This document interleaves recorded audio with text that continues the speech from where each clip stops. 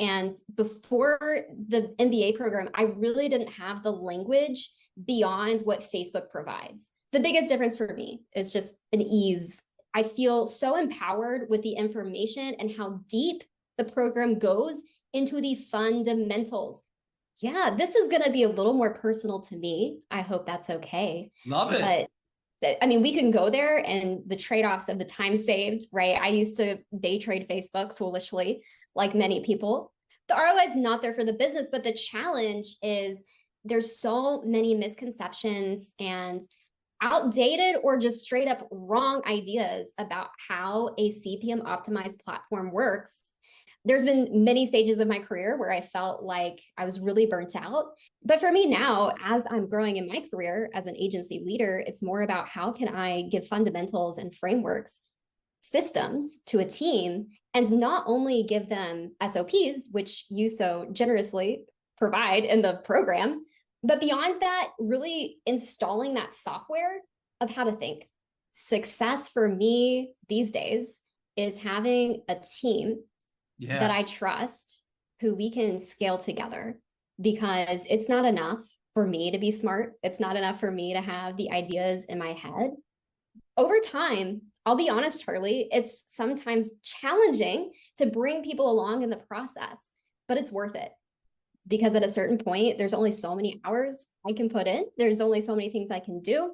So I think that's what, to me, is like a relief, because I can take a day off and go hang out with my parents on my birthday and not worry that there's going to be some emergency that only I can handle. Because the truth is, it's not rocket science. It doesn't require the most brain power. I think if anything, really mastering the art of growth, especially in a D2C e-com context, sometimes it's about giving yourself the breathing room and not getting caught up in endless clicking and scrolling. And when I am really brutally honest with myself, I was analyzing data in a way that was completely inactionable. There was nothing positive that was coming out of it. It was a massive waste of time. But what it did give me and gave my employers and clients and business partners, it gave us a false sense of control. Yeah. And so we have to let go of the illusion of control.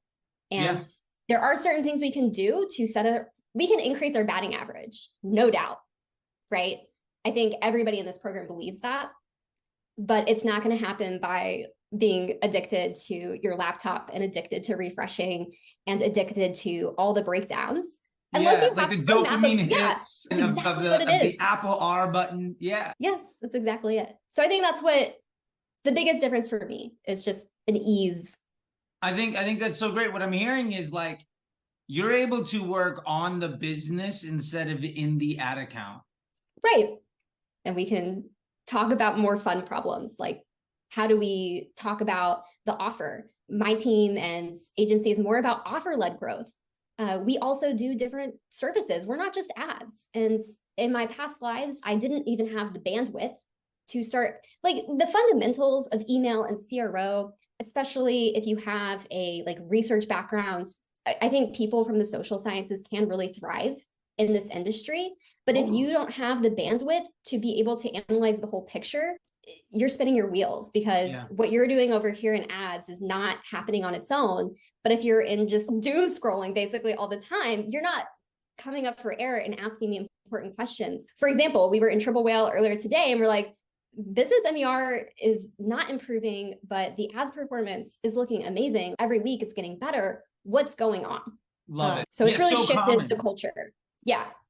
And not to discount what my team does. There's still genuine effort. Of course. Somebody's got to do the thing. Yeah. Of course. Yeah. But I'd much rather pay someone to spend an hour coming up with creative concepts and really breaking down what about different things is resonating with people. And I love the classes that you bring Sarah in for. That gives us the psychology of everything. And that's what is so fun. I love to spend time with my team talking about that. And of course, we get to the fundamentals. We talk about all the things in the program. I think something that comes up a little bit, because it's funny. It's fun watching my own journey. And when I revisit the course, it kind of sinks in at a new level for me, because there's only you're only integrating so much. Of course. And you're acting on it along the way. So that really helps solidify it. And having that back and forth with you during that critical period is amazing. And then having the calls with people on Fridays. I know I'm absent a lot, but I do watch the replays, and just hearing other people problem solve in that way is so much cooler. And so anyway, I'm rambling now, but I don't know. You're fine. This is great. I love it. I mean, what you're showing is just an excitement and exuberance of something where like you used to be stressed out and unable to handle more bandwidth and do the most important thing, which is enjoy life and spend time with your family. And now you're like, and my team. You have a team, and like you're just going on about how much fun and like rewarding this is. That's what I'm hearing, at least. Yeah, my job's fun. The best compliment I got this year from a newer client was, they said, Jordan, like most people that we talk to about this, they use a lot of jargon. We've had agencies in the past, and the way they talk about it is really confusing. We didn't really understand what they were saying. And everything you just said in this meeting like made perfect sense, because it's just crystalline and we're not bullshitting. Yeah. It's funny how much easier it is to communicate when you understand something well enough to make it simple. Right. And like something we're doing more of on my team too is soft skill development. And this crazy AI is not new. And if you've been doing Facebook ads, like you've been using machine learning and AI for years. So it's not new, but it obviously hit the scene really big this year. And with that, a lot of people are forced to ask the question of themselves, what does my career look like in 5 years? So I have more time to have those conversations with people and mentor people in that way. And we've also added weekly, we're doing a communication workshop. Like we're role-playing communication, because what you teach in the program is amazing. And as an agency leader, what I have to do is, how do we communicate effectively so that everybody knows what they need to know? Now, obviously, not every single one of my clients has the bandwidth to go through your program. And so that's fine. That said, we've got so many documents. I have looms like out my ears of going into the details, really breaking things down, because people do get excited about it, but it's too much information. So the question I'm constantly asking myself is, what is the right amount? How do I simplify what I'm talking about? And if we don't have the language and the skill set to explain why that is a liability, in your words, and I use them all the time, liability to your business, then anyway, my team likes to win. Like we are entrepreneurs. GrowthHit is an entrepreneurial focused agency. I love that you're working on the soft skills, because I've been in the agency world on and off for a decade or more. I mean, over a decade now, on and off, which is terrifying to think about, but whatever. And so many people, it's interesting, the most successful folks in that space generally wildly over-index on one side or the other. Like me, I wildly over-indexed on like analytics and workflow and process, but I'm terrible at creative, and communication is something I'm still working on. But I find that like what's great is finding the people that are excellent at one thing and then filling that gap with something easily repeatable. You can teach people to communicate really well through the Loom videos of a process of going through Golden Bear or Scrum Doc or something. And somebody that is not mathematically inclined is able to speak to a business owner about their finance department in a way that is at least kind and compassionate and understanding, where everybody knows what everybody else is doing. And I think it's about simplifying. I think it goes back to exactly that, because when we use the Scrum documents, it's no mystery what's going on. And I think we tell ourselves stories too about whether we're a math person or a communication person. And I really think most of us are capable of a lot more than we think. But when things are black and white like that on paper, it's just not hard. It's more of a confidence issue than anything, is what I find. But that's great. Like we can spend time on that. Like I'd much rather spend our time there than something crazy I used to do. We had some fun terms for it, but audience juicing was probably the most like bland one. Love it. But it was stupid. It was so dumb. We'd be launching like 90 audiences a week. Okay. I'll tell you this stuff.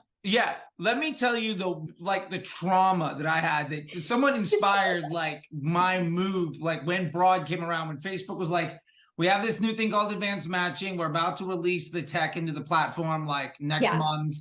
we're going to find 8 or 9 people to do the test with. And I had Macy's and Joybird and Pizza Hut and Starbucks at the time. Wow, so yeah. I had the ability to drop coin on their new stuff and figure it out. But like, I was running Pizza Hut and I had to do 10 different audiences with 4 different ads each week for each DMA, because each region of the country was its own franchise department. So every owner of a Pizza Hut location would chip in to be the marketing. Right. And if somebody didn't, you had to black out that section, which basically meant I had to launch 100 ads in 37 different markets every single week. It's crazy. And like, I was working at a company at the time that was like some tech that had put on top of Facebook, but the tech broke more often than Facebook did. And it's just, never again will I ever, because like it's, what did we get out of that? The ROI is not there for the business, but the challenge is there's so many misconceptions and outdated or just straight up wrong ideas about how a CPM optimized platform works. And before the MBA program, I really didn't have the language beyond what Facebook provides, which frankly is it's about this deep. Yeah. It's not that it's wrong, but it's not really satisfying to someone who is really invested in entrepreneurial in their business and turning all over every stone. Like, they want to know that we're looking at every possible way to give them an advantage. But the truth is, a lot of these levers, again, go back to false control. We don't really care if it's Facebook, TikTok, whatever. But most of the brands we work with, surprise, have a finite budget. They have finite resources. I've been in situations where we had millions of dollars and it didn't matter if it did anything. Yeah. Okay, that's a different game. And I understand that maybe the choices in that sandbox are different, right? Yeah. Brand awareness, things like that. That's a different game. And I don't want to tell a CMO of a Fortune 50 company that they're wrong on that, because no, they're smart people. Like, I know a few of them, they're very smart. But when we're talking about like the example you gave, I have 6 months of runway in my business and I have to make every dollar counts. If we can't explain articulately why running a bunch of audience tests, A, is going to get us nowhere and B, is going to damage the things that are working, we both lose. Yeah. Like, I don't have a long-term partner. And I don't like losing. Yeah. Yeah, me neither. That's like and they're going to be frustrated because they don't get the results. Yeah. So it's really about it is a good faith approach, right? It's not about how long can I extend the Facebook contract with this client. It's more about how can we make sure that the inputs we're giving Facebook obviously align with the business objectives and help us get to whatever that next milestone is. And guess what? Sometimes we have to talk about things that are outside of the platform too. Totally. And I think you hit on something here and just, it was like, oh, I love hearing people say it. And I enjoy the way you talk about things, because I think you've articulated it in a way that I would hope that I can remember to articulate later. Or recording it. Which is something along the lines of, I can't tell you how many folks, I mean, you joined the MBA a little over a year ago, right? And there's been a lot more folks that have come in. And some of them are agencies, some of them are freelancers, some of them are brands. But I think it was at the point now where at least 35 to 40% of the people that come in are either clients of agencies or have brands that have come on board that have fled the normal agency space. Right. And like the overwhelming vibe that people, here's the process. You get on the sales call where somebody gets you hyped. And that person's like the salesperson or whatever, and they make you feel great. And then first off, you never ever see that person ever again. And then you're like installed onto this like kid that doesn't really know what's going on, that's quoting the same stuff off of Twitter that you saw. And I'm like, I'll try that. Like, why am I paying you to do that when I could do it? I mean, I have the same conversations. There's many, and sometimes I am involved in the sales process. Sometimes I'm not. It depends. But because I oversee all these parts, sometimes it's helpful to talk to someone who's a little going to be more involved in the project later. And the conversations I have are this agency PTSD. Yeah. And the reason we get so much trust is because I was doing all of those same things too. Yeah. Before I was at GrowthHit, before I had these processes, I was doing it wrong. And it's very liberating to admit that and to be willing to step through that door and see what's on the other side of it. No, I love it. Like when you can go to somebody and say, when somebody comes to you and they explain the problem, oh, I get it. I used to do that too. Like, I understand. And like, I now know why that didn't work. And I now know why like 8 other times when you went to somebody else, it didn't work out. Here's the reason fundamentally that'll never work for you. Yeah. And this is what I do to avoid some of that. Well, and let's have some compassion because I thought I was doing it correctly. Of course. Yeah, that's the biggest problem, I think, is so many people are poorly trained by folks that don't know what they're doing. And there's this like cycle of abuse of people who are underpaid, poorly trained, and overworked that eventually realize they're worth more than that. And then they start their own thing where they repeat the same bad training they had, but follow the same business model of abusing their client base and underpaying their work staff. And it's just, we're years into this cycle of people that ultimately learned before Facebook was an OCPM platform, back when it was basically Google Display. Too young for that, but yeah, I believe me, I remember. Like, I remember when there wasn't a pixel, like it had $1 million budget. Yeah, I've been around a bit. Marketing fundamentals aren't different either. Yeah, like even outside of the context of this, it's not like all of the CMOs in the industry were idiots before the Facebook pixel was invented. Yeah. And a lot of the practices we do now are still very consistent with that. Yeah. And I would say actually most of the stuff we do now is way more like it was before it existed. I think the conversion pixel and like thinking of things like Google and like email, where it was very different.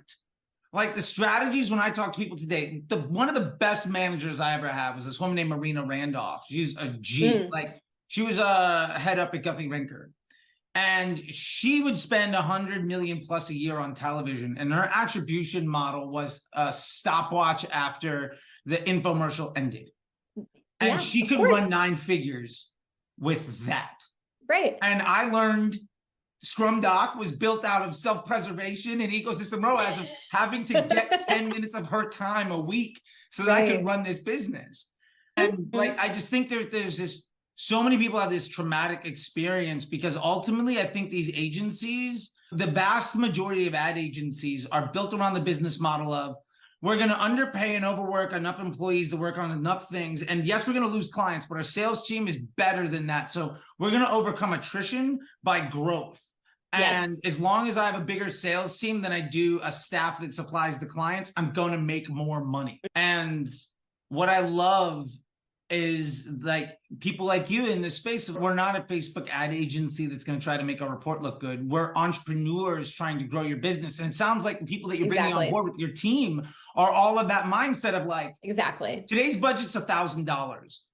Why isn't it $1,500? What can I fix in this business? How can we do more?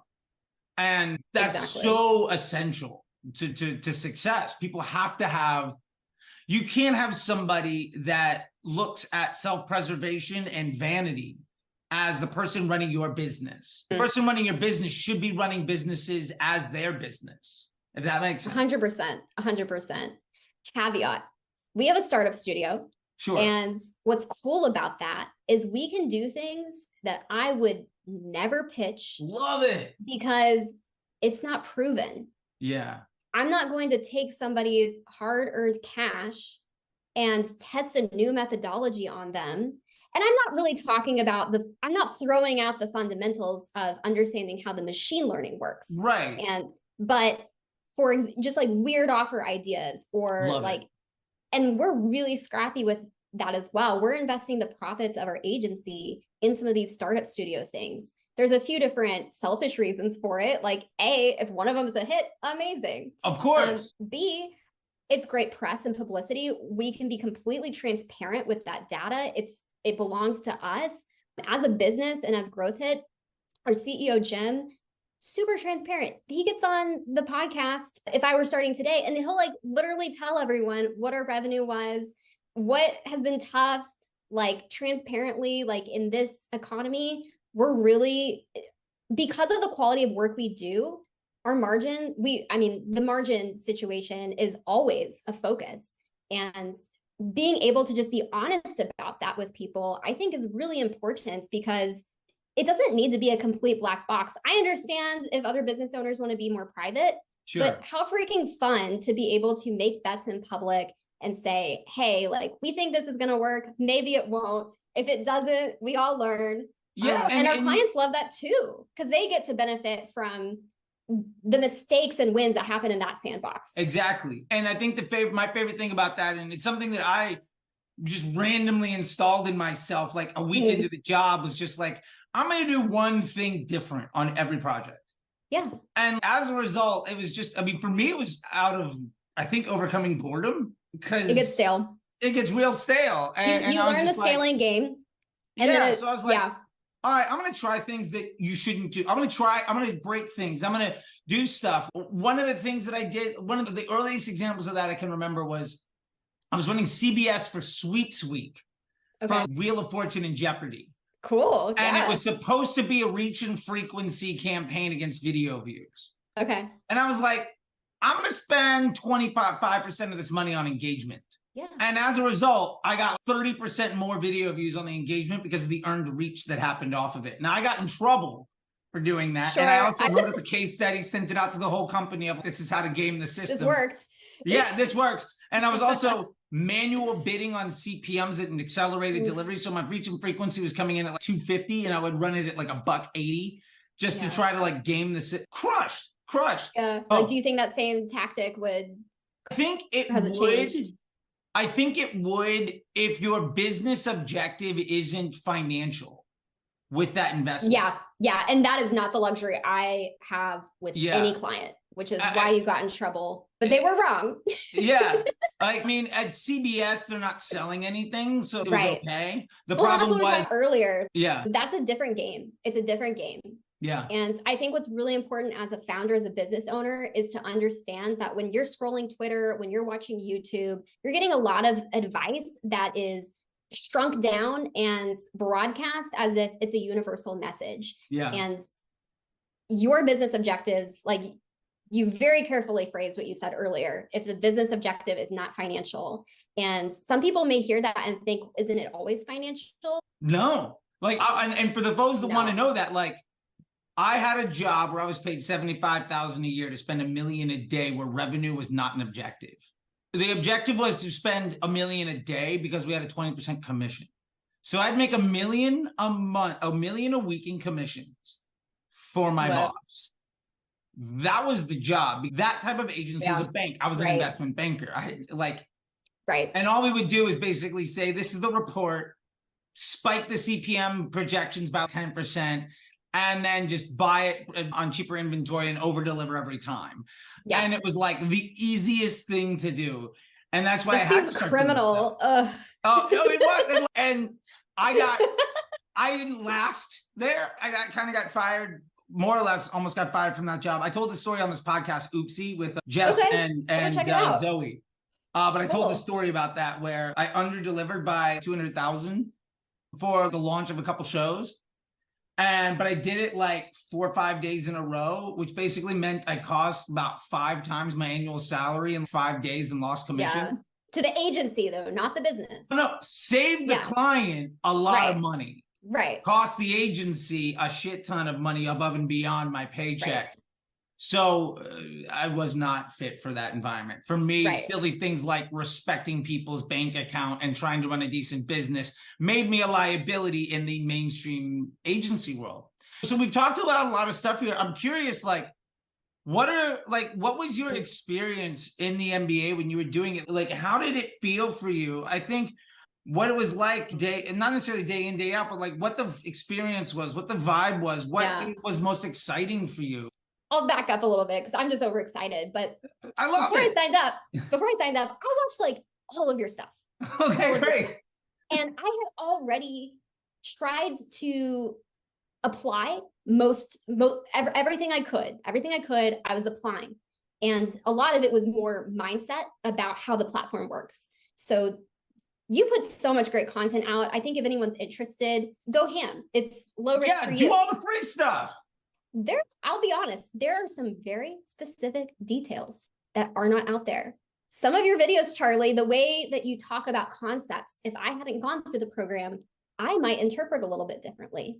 I don't think that's a bad thing. It's just when you say, I think recently I saw something on my feed where you said like submits or things like that, and downplaying the importance of how much quantity of creative you test.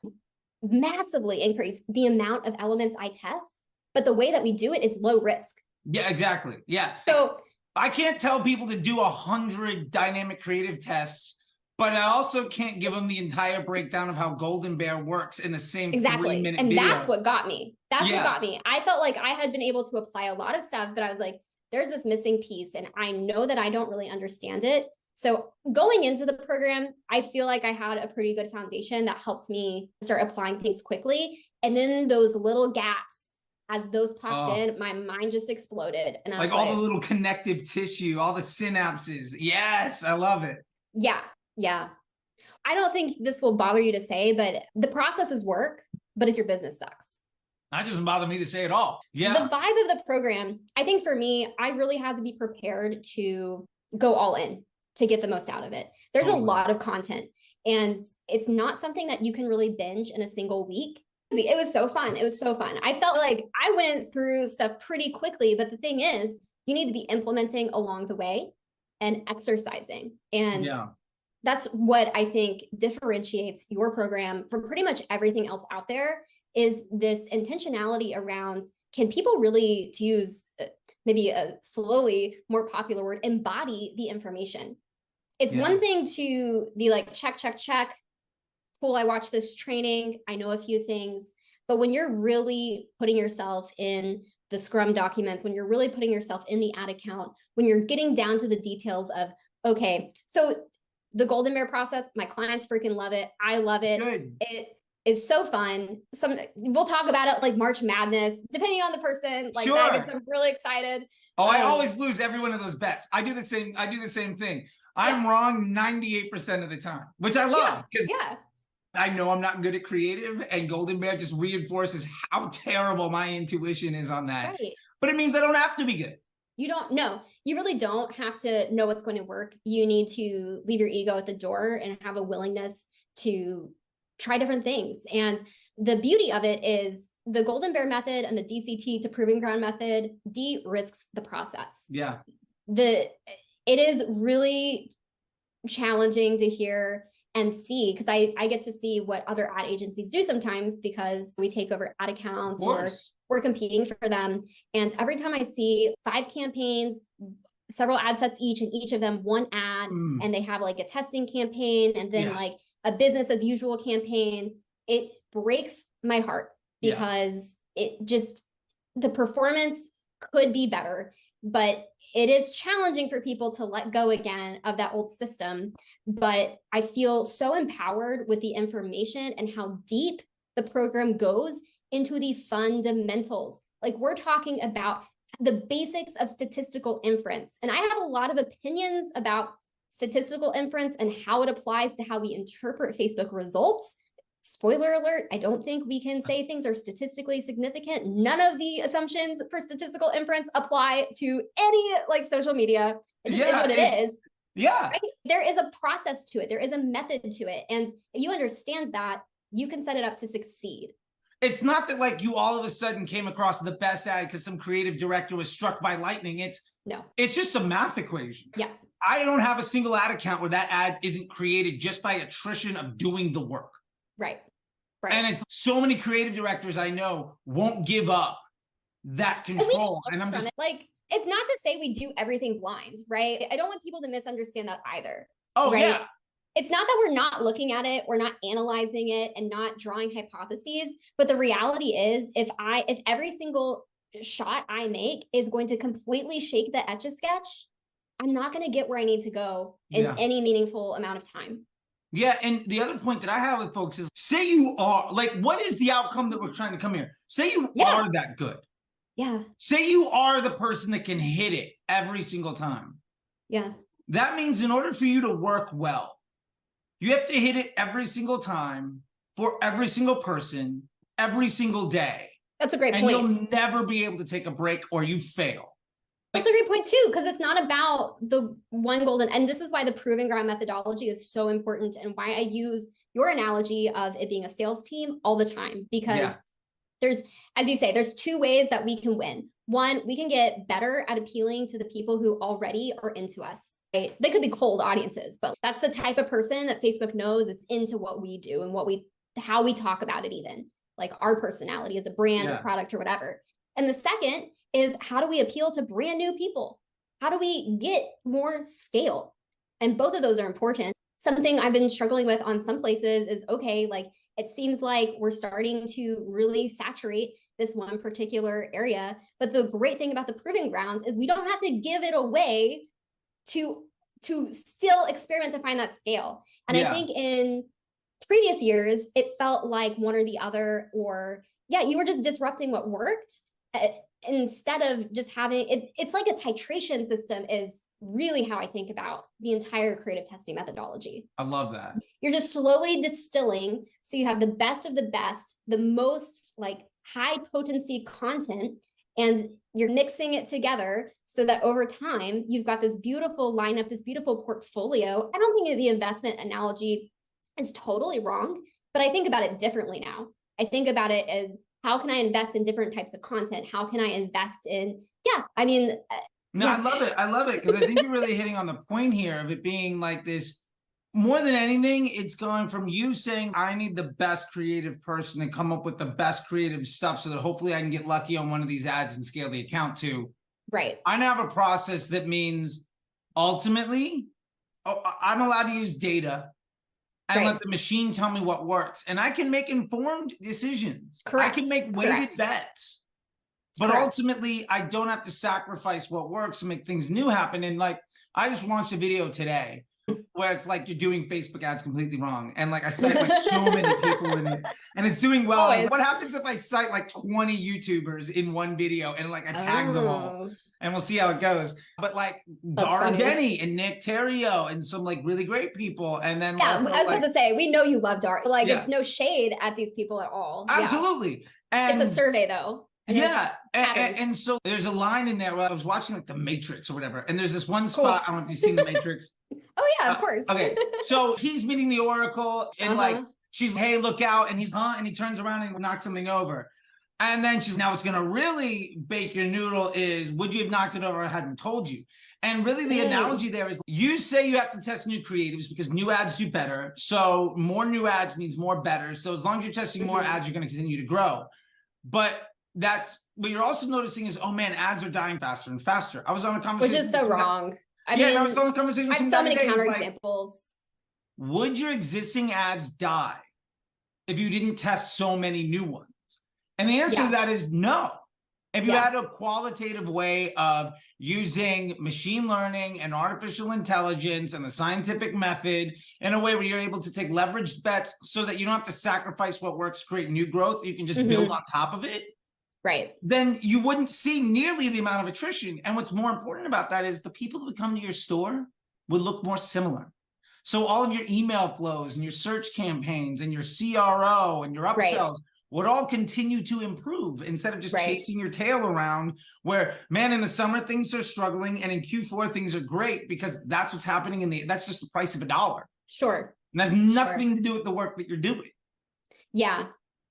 I do just want to reiterate, though, it's not that, and especially in the stage of maturity of businesses that I mostly work with, most of them are like using their own ROI cash, investing back in the business to grow, which is a very specific game.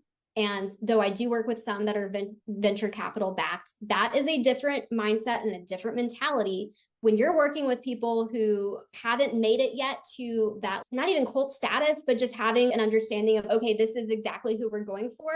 We do see accelerated results when we increase the amount of things we test through Golden Bear. Yeah. But that's different than launching 100 ads in a campaign and shaking the Etch-a-Sketch every day. Yeah, no, I think that's absolutely it. When you're increasing the amount of things that you're taking data from. Right. We're increasing we're increasing the number of bats. Yeah, exactly. Basically. So your batting average is going to go up because you're getting more reps off the field, to use that analogy. Right. But it doesn't mean you're up to bat more often. There's still the same amount of ads, more or less. Yeah, I guess you could say that because I'm trying to use this batting average analogy you made earlier to kind of complete. Because only so many DCTs and all of that. But something else that's been coming up lately is like people feeling, oh, should we be launching ads more often? But I think what is easy to forget is when we're using this Golden Bear DCT proven grounds, one campaign to rule them all methodology, it's testing every second of every day. There are permutations running, right? Always. Like we don't have to poke the bear or completely like change everything for the machine learning to keep doing that for us. Yeah. And so moving, and in the past, I used to launch like a new ad every week, basically was our cadence. In some cases, every day for like higher volume accounts. And the truth is, every time we did it, it introduced volatility into the account. It really probably had less to do with whether the creative was good and just what was going on that day, what popped off. Yeah, and sometimes like the new ad does better for 3 days and then it drops off, and then you get on this cadence of Facebook ads only work for 5 days. Right. Well, let's talk about lookalike and interest audiences. That's the story there. 100%. But I do have to, I'll share very publicly. I was wrong about something recently. For the scale that we do, and I've admitted to my whole team has heard how wrong I am. So generally, we don't focus purely on story placements, because we find that the ROI for our budgets and our creative budgets are not there. Instead, we generally find that doing like a 4x5 video or a video that's going to be fine cut off in different places and running that through the Golden Bear DCT, whatever, it works best for us. So it's not to say like nothing is ever catering to the story, but we're not running like you're not forcing placements. We're not forcing it, and we're not using specific placements. But recently, because we're not doing all this crazy audience testing, because we're not doing a million things, we were pushed a little bit by a client who frankly just didn't like how it looked. They're like, and DPAs and the stories, oof. Yeah, it's like we could turn it off and you could make less money, or like that's always a fun conversation. Yeah. I mean, do you want to feel better with less money in the bank? Right. Exactly. We can protect your ego. You'll just be, you won't have nearly as much money. Exactly. But and again, there's cases where, as you said, the financial is not the objective, right? Gucci does not care about their ROAS. I guarantee it. 100%. I haven't run their ads, so I don't know, but like I've run enough other brands. Make it a wild guess. Where they do not, it's all about the impression. It's all about the vibe. Apple cares what they look like. Starbucks, Progressive Insurance, Pizza Hut, Nike, they have millions of dollars to invest in it. And so it's not a big deal to them. Like they already are sitting on a cash reserve. Like it's a different stage of maturity. So it's different. But what I was wrong about is we launched this ad set, Charlie, and normally this wouldn't be my first thing to do, but we launched an ad set within this, treated it like a DCT, basically. We're like, okay, we're going to make a story DCT ad set. We're going to restrict the placement. That thing is going like crazy. It is working so well, but my holdout question is, will it still be working in Q4? And I'm going to be very excited to see, because with the audience testing, usually what happens is sometimes it just completely flops. Often, if you look in like the triple whale logs, you just notice it's stealing a bunch of conversions from other places. Sure. And so that's a nuanced conversation to have with people sometimes, which if we have the data, we can look at it and have that conversation. Obviously, like that one ad set. Oh, this is another thing we didn't even talk about. I could talk to you forever, but the CPA of a single ad set, I don't care. I don't care if that CPA is like 100 times less than everyone else. If the business overall, if in the Scrum document, our overall revenue and our overall efficiency isn't better. That's what matters. 100%. And also to that point, like if that ad is doing terrible, but my bank account has gone up, I'm not going to turn that ad off. Like sometimes the worst ads, I can't say how many times in the last year I saw people that showed me like, all I did is just turn off all the bad ads, and then the business gets worse. And it's just like those bad ads are the thing fueling the funnel, and they're just not getting the attribution, whatever nonsense model. Maybe they're not, they're not getting the layup. Someone else does. Exactly. And that's they're not getting the credit. And who cares? Your bank account looks better. Go for that. Yes. Yeah. But again, I don't want people to think it's not like we're not making data-backed decisions. Sure. It's not that we never pause anything, but there's discipline. And we didn't touch on this, but the point on really honing in on what your hero product is, what your hero offer is so important, because the clients that I've lost, it's usually because they're trying to do too many things. We have a new product launch every month.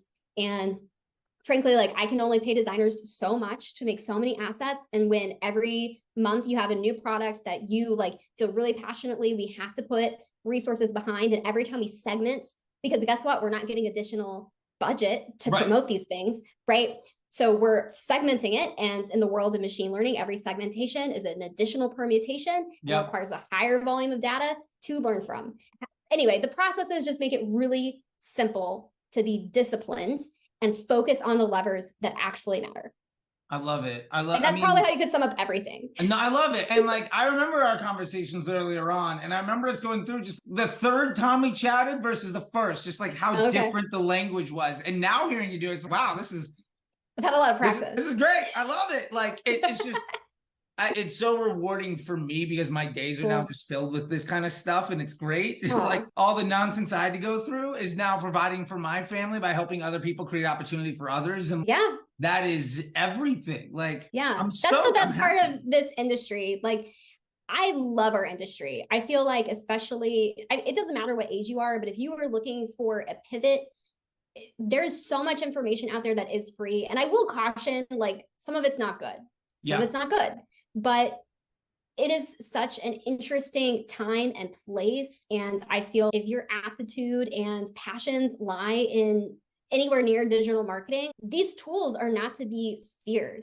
I think there's a lot of fear mongering happening right now on, like, you've probably noticed, I'm going to be ramping up towards the end of this year because we have some stuff going on. I'm just really excited to share. But I really dialed down on my social media diet and what I was taking in because it was distracting. And at the end of the day, like what you said is what resonates with me. There's enough room for all of us to win. There are enough businesses that need help. And if the Facebook MBA program resonates for you, whether like you're a brand owner, an entrepreneur, or even want to start your own agency or come work in an agency like mine and just come in with a really solid skill set. I don't know. It's just so fun. The community, I think, is an under maybe spoken aspect that we didn't really touch on today, but the community of the MBA program is amazing. Like people are constantly sharing their own experiences, their learnings, frameworks, all sorts of awesome stuff. And so I just want to build on your optimism. And the possibilities are so endless. And the more tools we have, like the more fun we get to have. But that's not the case if you're going to maintain an ego. No, absolutely. And I say this too. I've been saying it more and more. I feel we are blessed to have, in my opinion, one of the greatest jobs in the world in that we get paid really well to help people be happy. We create joy and opportunity. Like, generally speaking, people are buying products aspirationally, and on a very high level, the businesses are doing good in the world because people are buying things that makes them happy. I got this juice from Juice Crafters. Every time Juice Crafters sells me something, I'm happier. That's one level. But also, there's so many people that are like chasing a dream, betting on themselves, and it's, I can mortgage the house again, I can sell it, I can give up, I can go work full time, or I can do this thing. And like the idea that like so many people, and like more and more stories in the MBA are like this, like the one I was telling you about before we started, where like there's 6 months left in the bank and I'm gonna have to give up. And now it's like, how many more people am I going to give a job to while making the world like a better place, and then ultimately leaving this business and going on to the next chapter of my life? That is so powerful. And like, I feel like there's this dark side of what we do where everybody's focused 100%. on how do I look good? How do I make a report look good? What's my status? What's my whatever it is? And I like to joke about it, but it's like the monochrome, like sweatsuit wearing dudes that like run a marathon before breakfast and take 17 cold baths and brag about their car. And it's, every one of them is the most insecure person doing the most harm. And people like you and me that just basically are walking around with a smile on our face, having a great time, helping people be more successful. That's what it's about. And I think there's plenty enough for us to come in and make the world a better place. And I love the fact that even if it was just you and the great that's happening there, that means that what I'm doing is completely worth it. And for that, I want to say thank you. Oh, thank you. And you know this, but I've got a whole team. It's so cool. We have people on our team from all around the world, but what's different than I think some agency models is they are empowered decision makers. Everyone in our motto is think like a founder. And that is for everyone. It's not just the person presenting on the call or the salesperson, right? Everybody is able to have access to a really deep and rigorous level of understanding about how these tools work. And the more that they ramp up, like the more excited I get. I think what I've seen where things go really wrong is, like you said, Charlie, where people are really trying to defend their little turf, and it's not good for the clients. It's not good for business ROI. It's not good for culture and happiness. Yeah. So I don't know. We're taking this in a more emotional direction. Hey, that's fine. Hey, look, there are forces out there creating harm, and then there's people like you and me setting all that stuff right. And I like to say, I'll stand by that. I stand by that openly, in public, in rooms full of the people that are doing the harm. Yeah. Well, I'm not welcome in a lot of rooms, but that's fine. Yeah. That's changing too, which I like. That's true. That's true. It is, and I'm working really hard on it to be nicer. Nick Shackelford and Rabba have done a lot to help me in that, and so big shout out to them. Well, on that, Charlie, you are not nearly as aggressive and abrasive. Anyway, I don't know. I think your stage presence is really beautiful and wonderful and a huge asset for you, because in this world, obviously, like, attention and eyeballs are hard to get. And so you've got to cut through the noise. But if anyone's trepidatious because they think Charlie's going to yell at you on a call, like, that's just not true. I won't yell at you, I promise. Yeah, no, I mean, our calls feel like this conversation. Yeah, exactly. And the only difference is we're talking about numbers on a screen, playing the world's most fun video game. Yeah. And creating good in the world, instead of chatting about like how much fun we're having doing it, which is right. I think 95% of the one-on-ones that I've had more or less feel like this. Every now and again, it's okay. We got to roll up the sleeves. We got to dive into. Yeah, when business is not going well, like, it's time to be serious. But yeah. With that, I just want to say thanks, and I really appreciate your time. I like to say that, one, thank you for chatting with me, and I hope that there are women and men out there that can relate to like where you're at, and whether that means that they want to work with you or you've given them the insight and courage to maybe place a bet on themselves. Yeah. Like, I think that there's only good that can come of that. But what I would like to do to leave this is just give you the last word. If there's anything you want to say, anything that you didn't get a chance to talk about, any way that you want people to get in touch with you, whatever it is, let me leave you that last word. And before that, just again, thank you. I always enjoyed chatting with you. Likewise. And it's, what can I say? Like, how am I supposed to be unhappy today? I just had this conversation, and I had one like this yesterday, and it's great. This is what it's like to be on this side of things. And everybody should come play on this side of the fence. It's a lot more fun. I think so. I didn't expect the conversation to go in this direction or be such a statement on the culture of marketing, but I think maybe it's under talked about. So thanks for bringing that up. Thank you for having me on. This has been so fun. It's such a delight to connect and get to chat. Definitely a highlight of my week. We've got a lot going on. I'm about to get a lot noisier. I've taken a bit of a sabbatical from Twitter and all the, but I am on Twitter. I think it's Jordan X Summers, if you want to follow me specifically. I'm gonna look for it right now, and I'll make sure that it's dropped in the description. Yeah, and then our website is growthhit.com. But you can find us on YouTube. We have a newer channel called Damn Good Marketing, which is super fun. So that's on Twitter, it's on YouTube, all the places. That's been a really cool project. That's been basically like our way of testing a distribution machine. And can we really build this muscle as a company and a team that we can take all the inputs, like videos like these, and as you say, like chop them up. But Damn Good Marketing is really more of a viral approach.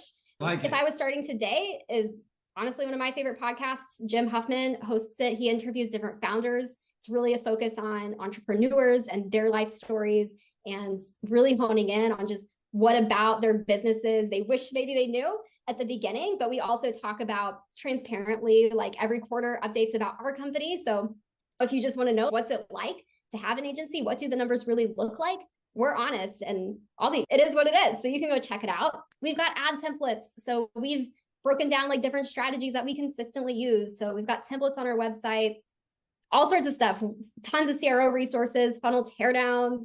Love it. But anyway, giving it all away. I love it. Tons of free stuff. So if you go to growthhit.com and go to resources, that'll be the easiest way to find everything. There's a course, there's all sorts of stuff, some free, some paid. But I think now towards the end of the year, we're going to actually promote it, because we've been spending a lot of time and investing in all of this stuff. And we really haven't gotten out there nearly enough. And so that's kind of because we have these fundamentals across different things, across retention strategies and acquisition strategies, because we have methodologies and processes and teams who can really own those things. Really, I think we're entering a new phase where we're going to get to play a little bit more and have some fun, share all the cool stuff that we've been learning. But hit me up on Twitter. I dip in and out, but if you DM me, I'll eventually get back to you, I promise. And if you join the Facebook MBA program, I'll see you in the Facebook group. That's a really great community. And I'm going to give a shout out to Vinny, because Vinny is who got me here. Nice. So thank you, Vinny. Definitely really changed my career and day to day. So thank you. And thank you, Charlie. Oh, thank you. It's such a delight. So fun to do this. Yeah. Thank you so much. I really appreciate it. I'll let you go. And I'll tell Vinny you said such nice things about him. I'll try to, weed through the cloud of all the nice things that people say about Vinny. He's immense, that fella. But I'll talk to you later. And again, thank you so much and good luck. And let me know if there's anything I can do to help with blowing some stuff up when you guys start moving in that direction. If I can answer a question, I'll do it. Awesome. All right. I'll talk to you later. Thank you so much. Bye, Charlie. Have a great